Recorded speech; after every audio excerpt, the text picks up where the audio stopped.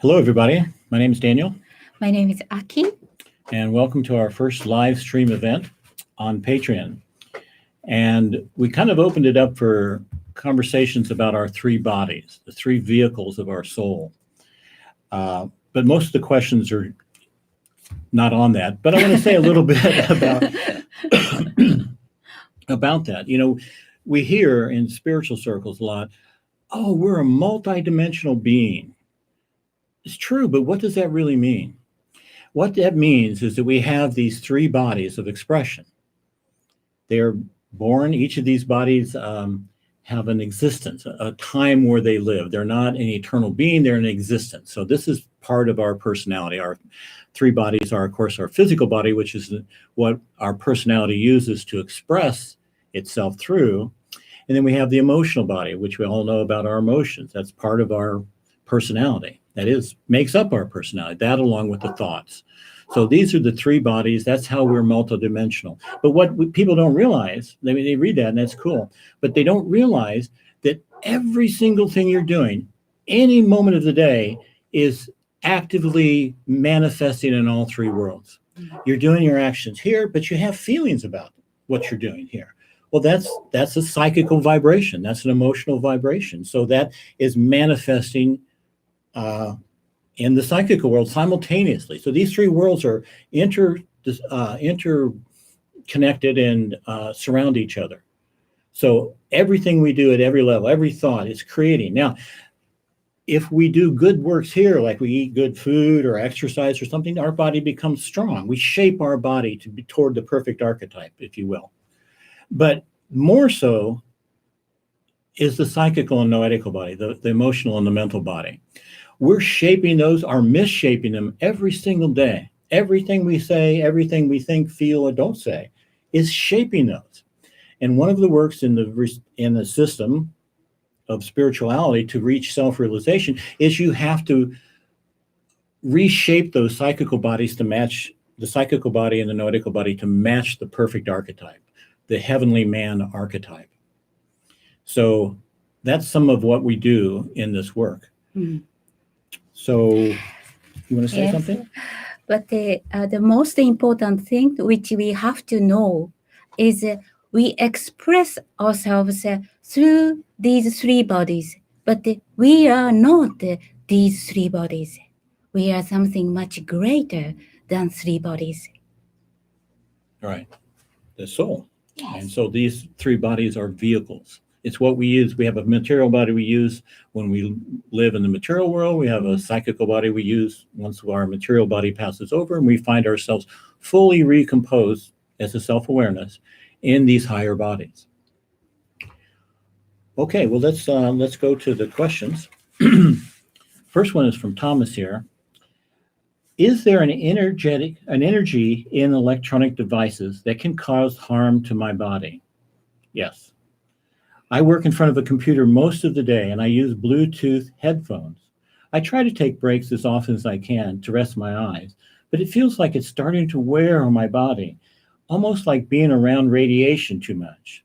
It's because it is a radiation, and too much of it does affect your body negatively. I also have a lot of neck discomfort from sitting in bad posture. I worry this is disrupting my body's energy flow. Even with frequent breaks and exercises, I can't seem to fix it. It does affect the energy in our body, especially when we overdo it. Anytime we overdo anything, it's not good. But especially with the computer work, the radiation is so strong and how close you are to it and blah, blah, blah. It does have a big effect. So what can we do? Well, the Buddhists are now advocating that if you work in front of a computer, you get up every 15 minutes and take a break. Now, I find that hard to do because once you get working on a computer, you don't want to get up, and that's part of getting caught in the whole thing. So really, for me, what I have found is the worst part is just working on a computer subconsciously. You're just, mindlessly doing whatever you're doing and just doing this habitual thing on it. So try to make it more conscious. Try to breathe while you're doing it. Try to breathe. Sometimes when I'm doing certain kinds of work, I'll do, and then I'll type. And then I'll take a breath, in-breath, and then I'll type. So try to make this more consciously, which means you're more in control of it. And then you can start to sense earlier on, wow, I've been sitting here too long. This energy is having an effect on my body. In our daily life, most of the time we are breathing subconsciously. So as Daniel said, we stop some occasionally our work and start to breathe consciously and rhythmically and deeply. That nourishes your body. So we have a lot of breathing exercise and they're going to provide as a meditation.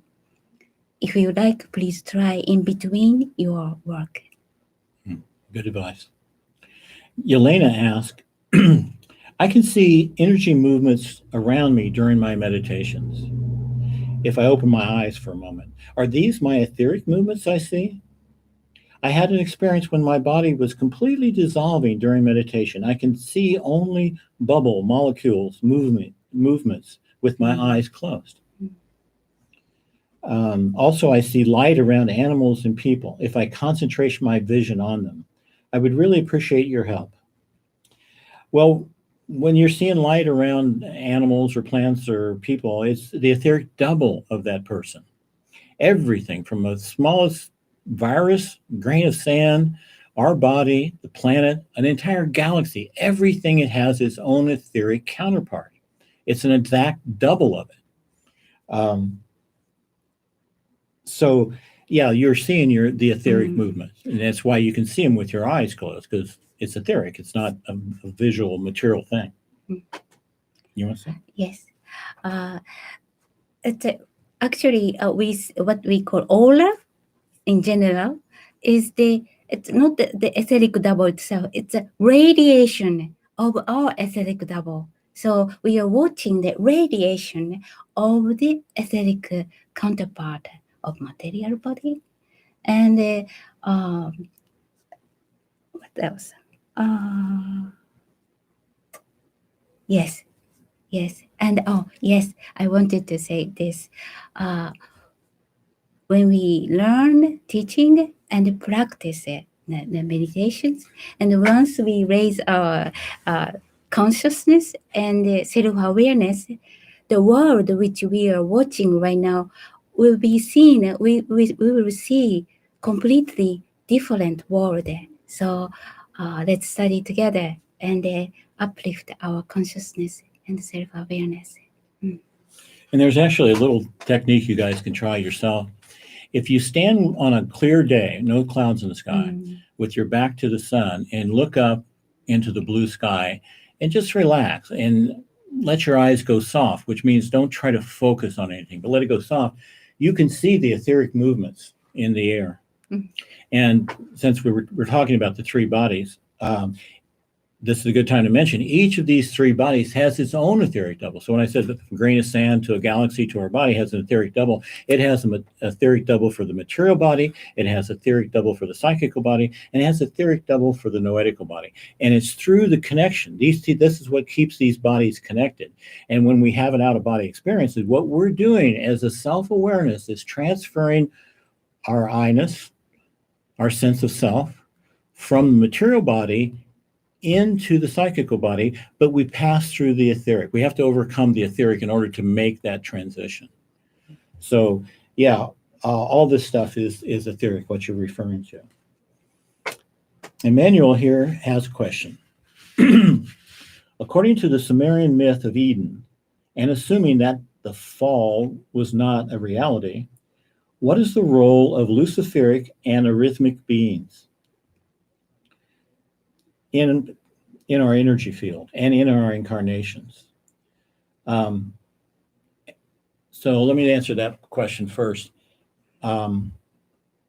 This idea of the luciferic beings and I don't know if I'm pronouncing this, or arrhythmic beings, really comes from Zoroastrianism, which is a very ancient religion. It used to be the largest religion in the world. And then Steiner picks up the thread of that, and he adds more information to it. And Dascalos' teaching and our system for the researchers of truth, those beings, the arrhythmic beings, are not mentioned, but the Luciferians are. And it's a different take on them than what the world thinks of them. They think of them as something against man. And it's not, they're not against man. What is a Lucifer? Well, it's an archangel. It's a class of archangels. And what's their name mean? It means bearer of light. So they're not evil. They are bearer of light. But the Luciferians, well, their work, their job, their programming is to the law of cause and effect. They have the law of cause and effect. That's under their control. And through their projections, the Shamaels administer the law of cause and effect on Earth. So the problem is here, it's like if you were a criminal and you were stealing cars, and all of a sudden the police come and get you, and okay, you've broken the law, now you got to have this effect. That's what the Luciferians are doing. They're administrating this law of cause and effect. And so to a criminal, the police look evil. So they've got this bad rap over history because man does not like to get consequences from their own action, and they feel like something else is giving them this bad experience. Somebody else, some situation is causing them to suffer, causing them to hurt. But in reality, all they are doing is receiving the law of cause and effect as administered by the perfect administration by the Lucifers. I know everybody thinks Lucifer is the devil, but he's not. He's just the administrator of the law of cause and effect here. So you want to talk on that point? Everything is perfectly designed under the divine law. True. Okay, the next part of the question is, when we work with imprinted ether to shape geometrical forms, are we using just etheric energy? This is a good question. Or astral and noetic energy too. Now, astral is just another word. It's a Hindu word for the psychical planes. So psychical and astral is the same thing. Noetical is obviously the mental planes the Hindus talk about. So that's a good question. So yeah, definitely we're using etheric vitality to shape the imprint, because we're using imprint of ether to see the shape of the geometric form. But we also have this feeling about what we're doing and a thought about what we're doing. And like I said, these three bodies are in these three worlds together, constantly acting. So anytime you have a feeling, you're using psychical substance. You don't realize it because we're doing it subconsciously until we get trained about how it really works. And anytime we have a thought about what we're doing, we're using noetical substance. So basically, we're using all three: etheric vitality, psychical energy, and noetical. I mean, psychical substance and noetical substance. And of course, the etheric of that, yes. Go ahead. When we visualize something using ethers, which means all, as Daniel said, all the world, all the body, everything which is existing in here has all the levels of the light. Otherwise, nothing can be existed on this dimension, which means once we try to use the ether to create something, which is, we already, those kind of higher light, the vibrating light and ether are already, we use it to create some image. Okay. And now this one is from Krista. I have a feeling in the last time I want to meditate more, not only visualize. I feel so much silence in my head when I do a 20-minute meditation with the word Om. That calms me down. After 6 years of daily meditation now, I never did more than 30 minutes. But now sometimes I reach an hour. Is that too much? Can that destroy my nervous system? Even if I feel I don't want to stop? Well, this last comment, can it destroy my nervous system, is because Daskalos had so many cases where people would come to him practicing some sort of yoga or some sort of breathing thing, some sort of foreign system, and they would overdo it and it would break down their nervous system. So he was very much against these super long meditations and everything. I can't say that an hour is wrong if it's having a positive effect on you, But I have known people who have gone and done long, long meditations because they're troubled in this world and they want to get away, so they go inward. But that really weakens them. They don't realize it, but they're making themselves very special conditions. They're weakening themselves because we have to really be in both worlds. We're a citizen of two worlds, the material world and the spiritual world. So I'm going to let Aki speak to the rest of it. She's the meditation pillar. So. As far as I know, before we exercise, kind of advanced exercise, like a symbol of life exercises, we need to train ourselves to practice and master the kinetic ether, aesthetic ether, and imprinting ether, the function of the ether. We have to master the function of the ether. And we have to get used to and master the skill of observation and visualization. Otherwise, we can't construct the symbol of life on our etheric double of our material body. So we need a long process of the preparation to do the advanced exercise. So the practices like esoteric practices or simple breathing exercise or exercises of the ethers is so important, and also introspection. It's so important to master our body, and after years of this kind of exercises, we're going to be ready to construct the symbol of life on an etheric counterpart of our material body. So, but before we visualize something, as Chris said, it's very important to be centered, which means, as Daniel said, we have three bodies. That we always have the constantly we have emotions and thoughts in our daily life. We have to get rid of all kinds of emotions and thoughts, and have to be centered. Have to have a complete relaxed condition before we visualize something. So in this sense, yes, Krista, it's good as far as you keep your center, and as far as you feel good and peace, not like what we advise people is not to meditate like enthusiastically too much. Yes, too intense, losing the balance between the daily life or the spiritual things. We have to make a nice smooth bridge between our daily life and the psychoanalytical world. Okay. Here's a great question from Leslie. How do we know when God is speaking to us? That's a great question. Because there's lots of voices in our people's heads. What are those voices? There are many. I don't think I even want to get into all of them. But I will say this. The way to tell is through observation.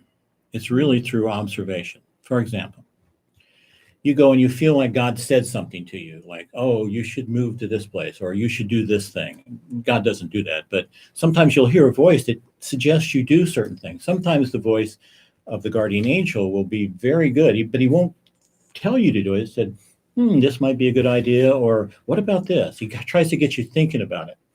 So observation, how does that help us? Well, we observe what happens when we follow that voice. If it's a false voice, see, there's a false voice mimicking the true voice in our head all the time. And the only thing that's going to save us is to have enough experience and observing what the results are for us to know the difference. And one easy way to tell is it never tells you what to do. It never tells you bad things about other people. It doesn't make you feel bad. It never criticizes or condemns. Even when you've done something wrong, the true voice points it out to you and it's the voice of God vis-a-vis the guardian angel. It points out your mistakes, but it doesn't make you feel bad. You go, oh, oh, I see, I could have done that. It would have been a better result. So we have to observe what these things are telling us and the effects of those things. That's the best way to do it. And there's no shortcut. You just have to have experience. You have to do it enough till you get a sense of it. And you'll discover one thing that's really, really beautiful, I love so much, is the voice of God coming through your guardian angel. It's like your mother's voice. I mean, if you were in a room and were blindfolded and 5 women spoke, wouldn't you know your mother's voice? Well, of course. And it's the same way once you get familiar, once you develop that relationship with the guardian angel, it's not going to be that complicated because you know your mother's voice. And actually, the guardian angel is kind of like a mother. It's guiding us and helping us along. And the sense which we are receiving is like it penetrates all levels and it directly comes to our heart. And don't you have experience in instant, in a second, understand everything in a second? Don't you have experience like that? We can understand whole things in a second. No, it comes mostly like this, and everything is makes sense. Feels like everything is makes sense, and also feel so much love. It's hard to explain with word, but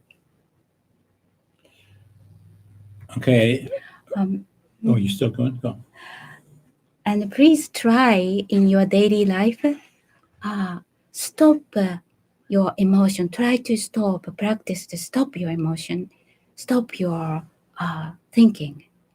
Stop feeling. Stop thinking. Once we start to do it, then observation will start automatically. So being freed from all emotional thought, we can observe what's going on in our daily life. Leslie's next question is, why are we here on Earth? Another great question, you know. Why are we here? I mean, not any one of us remembers choosing to come, right? I mean, it's not like we had this in mind, but yet we did at the higher level. As a permanent personality, we definitely chose to come here. But God nothing happens without a purpose. God doesn't do things for no reason. So there's always a great, great purpose. Well, what could be possibly the purpose of coming to Earth, getting hurt and wounded, suffering, having great experiences and sad experiences, happy, sad, happy, sad, happy, sad? That seems to be what most people's life is. Just a combination of those. Maybe it's a sad place between 2 happy places or a happy place between 2 sad places, depending on your point of view. But there's a real good reason why we've come. In our teaching, we talk about the first descent of the human beings to planet Earth.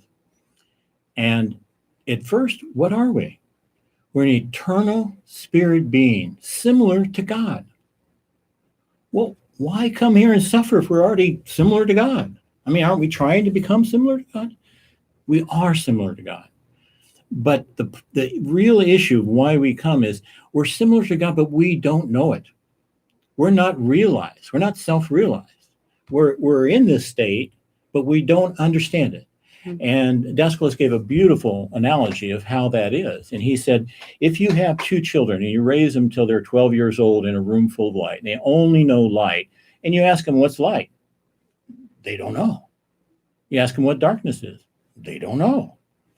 So if you take a kid out of the light and put him outside and show him the dark night and then bring him back in and say, what's light? Well, now he knows everything. And it's something like that for us. We have to come out of this state of blissful unity, but it's an unrealized state. And we have to come in here and suffer all the things that human beings have to suffer. And those things are here to wake us up to the fact that we are an offspring of God. We are life. But we don't feel that. We feel weak and limited as a human being, but as a spirit, we are life. So the idea is to once we go through enough earthly experience, we go, wow, okay, well, there must be something else. And now we start to tune and look up to the higher, look back to our source. And we start to approach it with meditations and spiritual studies. And just being a good human being really does the most. And we start to approach that. And when we get there, then you yourself realize, okay, yeah, I am one with God, but now I know it. Mm. And I contain, what happens is when you make that return, you don't lose your individual unity. You're not just some, molecule in a big body of other molecules, something like that. You are you, but you are also God. And it's, how can we use words on earth to describe such an experience? But that's why we are here. Yes. In a short word, we purposely chose to separate from God, which we were, and after experiences many, many, many, many things as a human being, completing and reconstructing the perfect the three bodies, and self-realize we are God. So we purposely pick the journey of that and return back to God, which we were. And Leslie's last question is, how do we communicate with angels? We try. We have to start trying someplace. And the interesting part is it works exactly like friendships do on earth. How do you have a friendship with somebody? Well, first you meet them, you have to change some light conversation, you see them again, you get to know them better, and pretty soon after a while they become like friends. It's exactly the same thing with the archangel. First, we don't know much about it, but we start. If we set the intent that we'd really like to enter into this dialogue, enter into a communication with the angels, we start doing it. But we have to be careful because that false voice is going to fake out. It's going to pretend to be an angel and tell you some nonsense or something to kind of distract you, slow you down, make you turn against other people, something like that. It's going to give you a false information, but it's going to put the mask of the angel on. Christ said, the devil masquerades as an angel of light. And this is what he's talking about. So, another, just a good way to start is just put the intention in your mind, what you want to know, what you want to communicate. They are so happy when we approach them because they want to share their secrets with us. And they can reveal more to you than any earthly master ever could. Why? Well, earthly masters are in a human form. They can make a mistake or whatever. But these archangels have super consciousness. That's their level of consciousness. They know everything. They know everything about you in all your incarnations, because the ones that are with us have traveled with us in each and every incarnation, will be there with us till the very last moment when we don't need them anymore.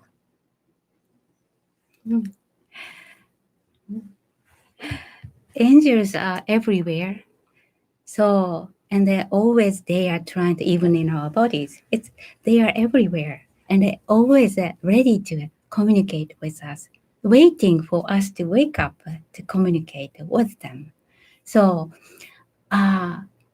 if we have the advice what to do to communicate with the angels or archangels, just cleanse again our daily emotions and thoughts, and go back to your pure center of yourself, getting rid of all miscellaneous daily things, because they sense our smell, they sense the vibration of us. So to communicate with them, we have to cleanse ourselves like they are rebels.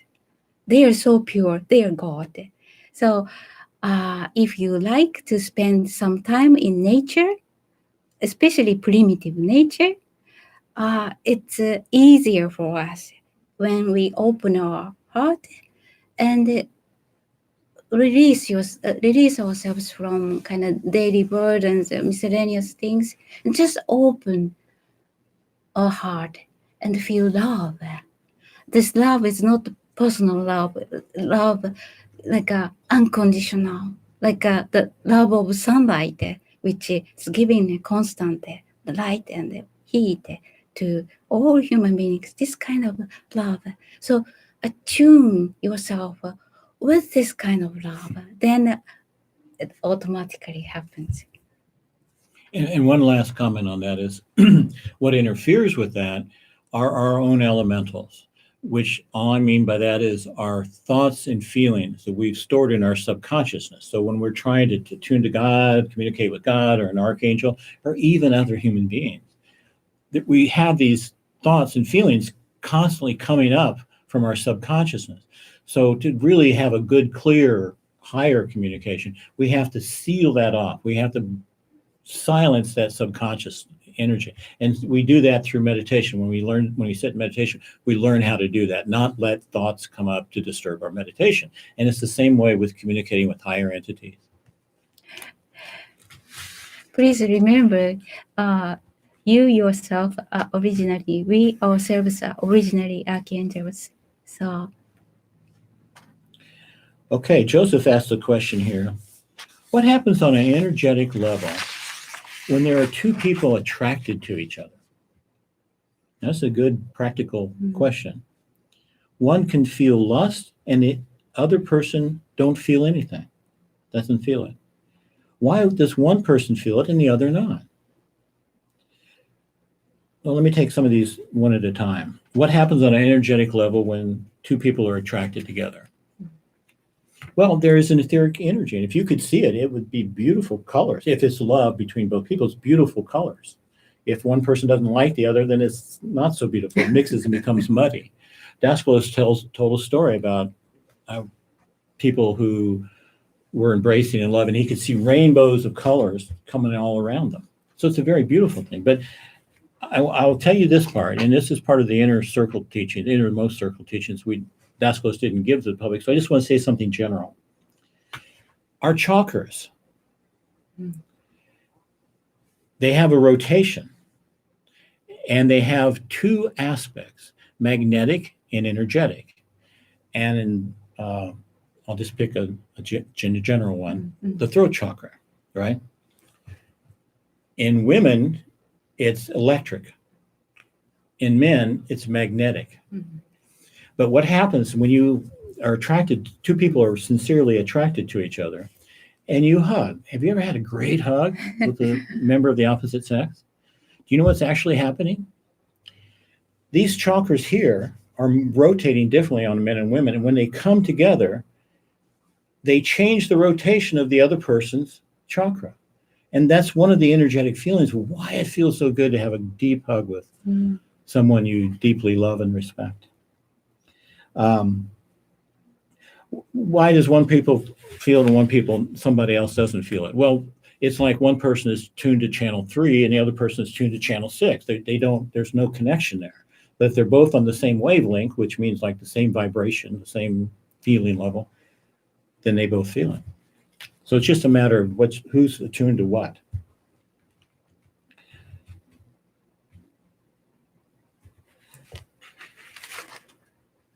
We feel strong attraction, but why? Well, it's just an energy balancing thing, a lot of it, most of it.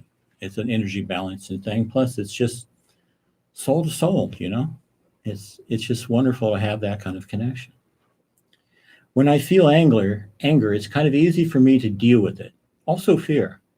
I know how to control it. But with sexual energy, this desire is more difficult for me. And I think I'm not the only one, smiley face. So please point your view on the subject with practical ways how to deal with it. Well, you know the teachings, Joseph, that everything creates an elemental. And just think about it. What's one of the planet's oldest elementals? Sex, right? I mean, it's been happening from the very beginning. So it's a very, very strong thing. And some people have mastered it. Some people are still trying to master it. Some people don't want to master it. They just want to go into it. But the point is, it's a very, very strong one. It's sort of like there's like primal, there's these different levels of elementals. And the one we're talking about now is one of the prime ones, one of these really big ones that's been around for so long. So the group elemental of it is huge. So there's this group elemental made up of everybody's elementals about sex, right? And when someone comes along, they vibrate in a certain way. Maybe they like wands, maybe they like, I don't know. But they vibrate in a certain way and they'll attract that very elemental out of the group elemental, and it will come and live in with them. And once they accept it in them, it's theirs. I mean, they have become responsible for it, and they eventually would pass over it at some point in their evolution, maybe not this lifetime. So, practical ways to deal with it. Don't fight it. Don't indulge in it. Understand it. Understand its effect on you, how it's affecting you. Does it get you to do things that aren't good? Study it. Again, observation. And please always check and introspect with the gauge of the scale of motivation. Motivation is relating to the psychoanalytical reason. Then always check motivation, how pure is that sexual energy is. This is the key word. Please check and introspect your motivation about your sexual desire. Okay, he finishes here with, he understands in an honest connection with people how this comes about, but how to manage it when you're physically alone. Well, the vibration is coming from the root chakra.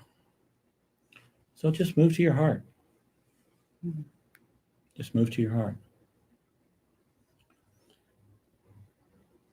Kathy asked the question, Daskalos told the story of the man with the dogs in the astral planes. But not all his dogs were with him there. It was because he did not truly love his dogs, according to Daskalos. She's referring to a story about Daskalos went to visit a friend who loved dogs. He had 11 dogs or something like that. But when he sees him on the other side, there's only like 5 or something. He says, what happened to your other dogs? And he goes, oh, I just didn't really care about them so much. Now, this is revealing a super important thing. The law, we have the earth, laws on earth, gravity and all that kind of stuff. But on the higher planes, we have different laws. They're here too, but they're just much more powerful on the other end. So on the astral or the psychical plane, when you pass over, the prime law is the law of attraction and repulsion, which means that if you don't want something, it won't be there. If you want something, it'll show up, and it just appears based on what you're doing. You're creating your whole world. You're creating your whole world here now, but it's not as easy to notice. But there, everything you think about and want, it just materializes because there, strong thought creates immediately. So now she's asking, when Daskalos interacted with people on the psychical planes, the astral world, was it an elemental of himself, or how do people not in your shell interact with others? Well, it could be an elemental, but most likely it's your elemental of Daskalos. But that doesn't mean that real people don't come and visit you in your shell. And it happens exactly the way it happens on Earth. Somebody comes over, they visit you in your house. You open the door, you let them in. It's the same thing. They come and visit, and you'll perceive them. Probably if you're in your shell, you're going to perceive them entering your house. And so that's how it works. So, but Daskalos, when we were with him, he would say, you're creating an elemental of me, and I'm working on that elemental, trying to help you create a more perfect one. So he consciously worked with people to create an elemental of himself, because when we pass over, the common person will have only their elementals that they have created. And I heard Daskalos tell a guy this once, and the guy was like, whoa, that's not the real you. That's just an elemental of you. And Daskalos said, do you think you're with the real me now? And his point was that the guy sitting there was creating an elemental of him based on his perceptions of him and his own interest all the time. So when we're with people, we're more with the elemental we've created of that person than with the real person. I don't know if I can say it that way, but Yeah. You okay? All right. So yeah. Here are two questions. One, according to this lesson, after the transition from matter into the spiritual worlds, we are influenced by all the heavy loads of the subconscious beliefs and thought forms from this life, but also from previous incarnations.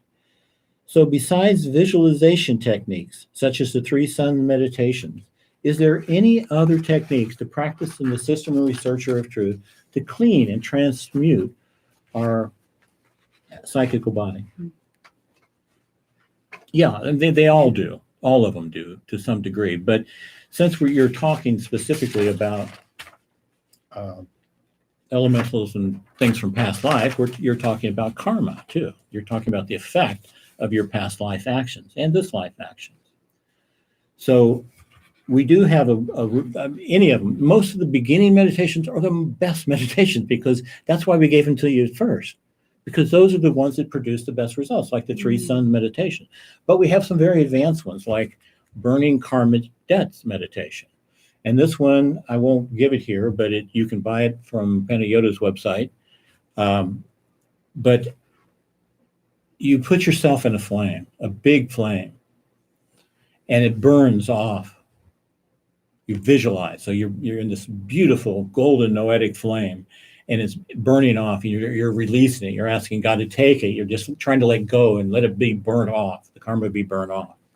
It's very effective, but you shouldn't do that one very often. Yes. And the introspection exercise works a lot to reshape our psychonoetical bodies. That's the best one to reshape our emotional body and thinking body. So, on daily basis, please try introspection exercise. It's going to help a lot. And the introspection exercise is one of the most important exercise, primary exercise, which we really master. And the mastery of all that comes in everyday interaction with people. And you're interacting with people, try to be a little kinder than you usually are. Try to be a little more of a deep listener and a loving speaker. That's doing the same thing. That's purifying you right there. And actually, three suns meditation, which who said that? Manuel. Okay. Three suns meditations. It's relating to introspection. If we introspect our behavior, emotion, and thought, the daily base, we just cleanse it. It's the same thing to bathe our solar plexus and heart center and the head center with the sky blue, whitish pink, and canary yellow or golden. It's the same thing, but a different approach. And Manuel has another question here. In some traditions and schools, some of which I have studied before, this wonderful system coming from the master Daskalos, there's certain practices to help the departed to navigate in the spiritual worlds, as well as guidance to face the different stages and challenges, such as the one Joseph talked about in his third lesson. He's referring to the multidimensional worlds, the third Patreon class. In my previous experience, these practices are really beautiful and help out a lot of our relatives in the afterlife. Do we have in the Researchers of Truth system something similar to practices to help the departed? Yeah. I'll take the first part of the question about the departed navigating the higher worlds. If you look, I don't think most people realize this, but if you read Daskalos, The Symbol of Life, he gives you certain invocations to say in certain centers. And if you read the last version of the Egyptian Book of the Dead, it's the same thing. They give you things to say to pass through these realms. Now, in our system, of course, we don't teach much about it, but there are invocations to say.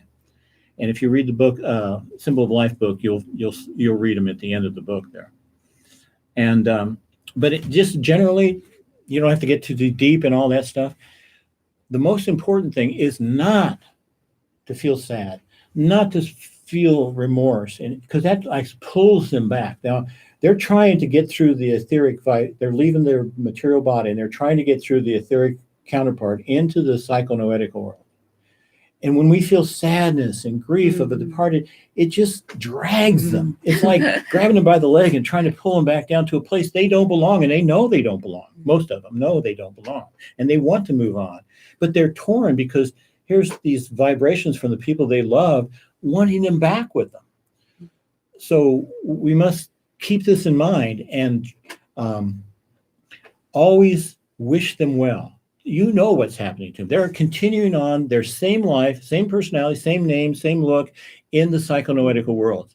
So just wish them well. It's just like if somebody said, oh, I'm moving to Australia, I got a new job. Yo, many blessings, have a great time.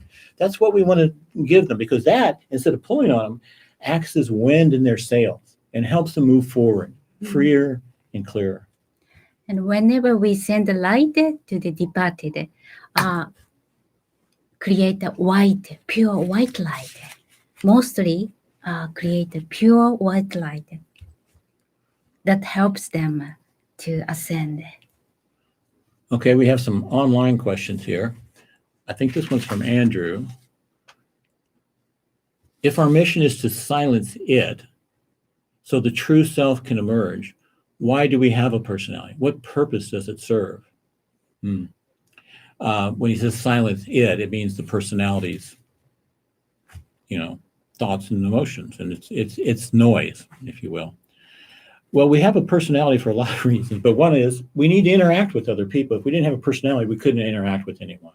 And also that interaction gives us the exact experiences we need for the next level of our life. So whatever's happening to you right now, it's exactly the right thing, because it's trying to give you an experience that will teach you something that'll help you move to the next level. So this is why we're definitely not against kicking away things, kicking away people or conditions in our life and thinking, oh, we're going to go someplace else and be, we'll be better there. But what you find out is you take yourself with you, so you just recreate the same situation there. So, so it's necessary. Otherwise, we couldn't do it. What would you be without a personality? You'd be like a cow or something. You just walking around eating and doing it, and nothing's happening. Cows don't evolve. A cow 100,000 years ago, same cow as now. An ape 1,000,000 years ago behaves exactly as an ape today. The plants don't evolve. The animals don't evolve. The only thing evolves, the planet doesn't really evolve. It goes through its own circle of possibilities, but human beings evolve. And even evolve is not the correct word. Dascalos didn't even like the word evolve, but it makes sense to us here in the Western world, because it's where it's a realization. What we call evolution is just us realizing the truth more and more and more until we realize we are a child of God. We are God. We are life. Even though it's tough and hard, but in a sense, those aspects are the highlight to exist as the human being. So let's have a courage and overcome all kind of homeworks which we have to master. Okay, here's another one. Do the researchers of truth have an organized system of path working, meditation? In other words, are there specific rungs to the ladder that we must be taken one at a time? Yeah, but you don't have to worry about thinking, oh, it's this one, it's that one. Life is giving you those rungs. Whatever experiences you're having is the next rung. And if you're having trouble with it, it just means you haven't stepped up to that level yet. It's like a struggle to get to that level because you're being tested. But it's there for your own good. And we do. Of course we do. And that's what this Patreon thing is really about. We're going to have 5 months, maybe 19 courses, one a week. And we're going to go through the basic teachings of where are we? In other words, the nature of reality. Where are we in reality? And there's so many levels to reality. Now, who are we? Why did I come here? Where did I come from? Where am I going? So these are the real specific things we need to study to engage ourselves in this system of practice. And Aki's creating new meditations for each one of those. So they're designed to help us move forward. And the meditations, most of them are either to discover who you are as thinking or meditating, who you are as the self. And the rest of them are just about really teaching you how to get skill over the etheric double, to use the aesthetic ether, the kinetic ether, the imprinted ether. For what? To help yourself and then to help others. Once you train this, you can help yourself. You have one of the first things that happens once you get development over this etheric vitality is you have good health. And that's what said, nobody has to worry about virus. No researcher truth has to worry about viruses, because by keeping your energy up, that's what empowers your immune system. Okay. Next one is from Andre. Sorry. No, let's go step by step all together. Okay, Andre from Patreon said us some beautiful, kind words. Thank you, Andre. And I have another one underneath that.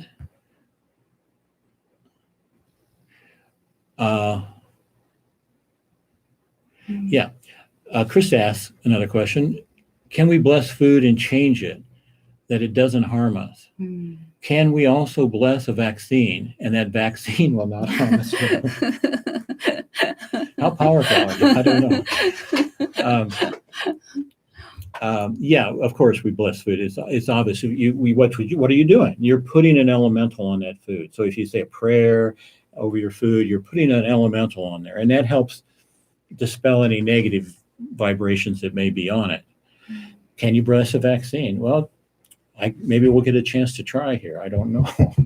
But we can bless anything. That's why, holy relics where saint beads or whatever, they become charged with his vibration, with higher vibrations. Yes. So definitely, we definitely can do that. And I'll tell you a story I heard. I was studying with this, before I found Daskalis, I was studying with this Hindu master. And he had a master that lived in a cave way up on the top of the hills. And every once in a while, the master would say, go see this guy. And so the guy would go and he would get his training. And he was a Swami himself, so he had some degree of advancement. And there's a thing in Hinduism called Tantra, and it's just not about tantric sex. Tantra just means the transformation of a lower substance to a higher substance. And so this master told the Swami I knew, he said, go and see this guy. He lives down by the river. And so the guy had to travel for days to get to this place. And there he comes to the river, and there's this big, giant kind of guy living in a cave naked, right? And outside the cave, he has this big pot over a fire, and he's cooking something. And he says, come sit, and I want you to eat this. And then he walks over to the river, and he pulls out a dead body. Sometimes bodies are floating in these rivers in India, especially in those days. And he takes the body and he cuts some flesh. He cuts a bunch of flesh off, and he puts it in the food that he's cooking. And he's cooking it. My Swami guy, he's a vegetarian, so it's like, I don't want this, right? So the guy cooks up and he puts it in both, says, eat. And the guy said, sir, I'm a vegetarian. I can eat this. He said, nonsense, eat it. And so he took it and he tasted it. He said it was so sweet and delectable. There was no meat flavor, nothing. The guy had transformed the meat into a higher substance. So in this regard, yes, Krista. And when you bless something on food or whatever, please make a conscious breathing, and breathe not as your personality. Breathe as the most sacred in yourself, and bless something that works. Okay, next question is, does visualization materialize something harmful in something what can't harm? Now, I think I understand that. And is it a question of the intensity and how long it's needed until we are able to do it? How do we do it? if we are able to. Okay. Well, yeah, I mean, etheric vitality is just energy, it's neutral. But when we color with our emotions and our thoughts, we can turn it into something harmful. And that has immediately manifested psychonoetically and energetically, etherically, but not materially.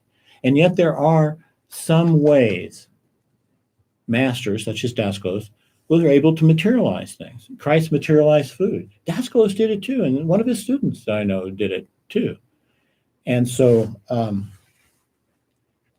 it's a much harder process. You're going to have to be pretty evolved before you can materialize it physically, but it does manifest etherically and psychonoetically. And if it's long intensity, I mean, the more intense you do it, the longer you do it, the stronger it becomes. But even small things will be manifested psychonoetically quickly. So I think she's asking, or whoever's asking this, is can we put something harmful in something that can't harm? I don't know if anything can't harm, really. I mean, water's good, but if you get too much water, you drown. So it's almost like that. So yeah, but you can take something good, if this is a question. If you can take something good and through something negativity, negative thought, negative feeling, negative intention or motivation, it can put something harmful in something good. And one time Daskalos' daughter was the godmother of a child in Lebanon. And the parents, as a gift to her, gave her this really beautiful big ring. But every time she put it on, she didn't feel good. I mean, it's a beautiful ring, but she didn't feel good when she put it on. Daskalos touched it and said, well, no, take it off. It's got these negative elementals on it. They will try to harm you, actually. So yeah, we can poison things with our own visualizations if we do it negatively. That's why we have to train ourselves to cleanse our three bodies before, we can use the same power in a good purpose or the kind of evil purpose. So we have to be really cleansed our three bodies, and always have to ask ourselves the motivation for what purpose we do it. Our motivation always white and clean, to help people, to heal people. We have to introspect on our motivation, whatever we visualize, we use whenever we use this power. Yeah. Okay. We are really running out of time. Yes, I just want to say to Bo, well, thank you. We love you too. And we'll try to pick up some of these and maybe in our next one, but we have to close for now. Yes. So thank you all for joining us. I think this is going to be a really good format for all of us. Yes. Whatever you have any question, please really ask us. Okay. Well, we'll see you next week, right? Yes. Yeah. Okay. Bye-bye, everyone. Many blessings. Many blessings to you. Thank you for joining us.